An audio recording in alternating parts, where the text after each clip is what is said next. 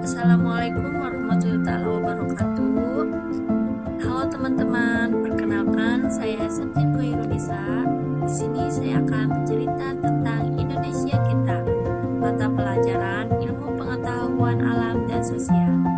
Yuk, teman-teman tahu gak sih kalau sejak berabad-abad lalu tanah Indonesia dikenal sebagai surga loh.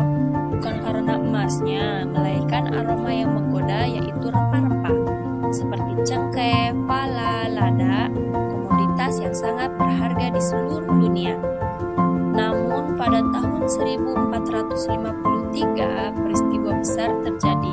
Jatuhnya Konstantinopel ke tangan Turki Utsmani.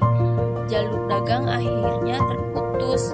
Eropa yang sangat membutuhkan rempah terpaksa mencari jalan baru menempuh samudra yang belum terjamah. Mereka berlayar dengan 3 motif utama yang dikenal sebagai 3G, yaitu gold untuk mencari kekayaan, glory untuk menggapai kejayaan dan memperluas kekuasaan, serta gospel untuk menyebarkan agama. Mereka didukung oleh kemajuan teknologi seperti kompas, teropong, dan kapal karapel yang tangguh. Mereka memberanikan diri mengarungi samudra yang begitu luas. Tetapi kekuatan besar yang sesungguhnya datang dari Belanda. Pada tahun 1596, rombongan Cornelis de Houtman tiba di Banten. Melihat potensi keuntungan yang besar, namun juga persaingan yang ketat, pemerintah Belanda akhirnya mendirikan VOC. Pada tahun 1602, ini bukan sekedar perusahaan dagang. VOC adalah sebuah negara kecil dengan hak oktroi yang luar biasa, mulai dari monopoli perdagangan, membentuk tentara, hingga menyatakan perang.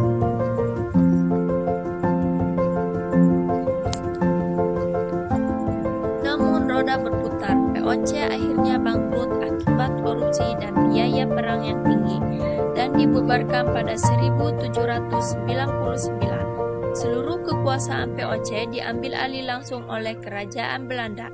Menandai era Hindia Belanda di awal abad ke-19, kita mengenal Herman William Daendels yang membangun jalan raya pos sepanjang Anyer, hingga penarukan dengan kerja paksa yang sangat kejam. Puncaknya adalah tanam paksa atau kultur stelsel.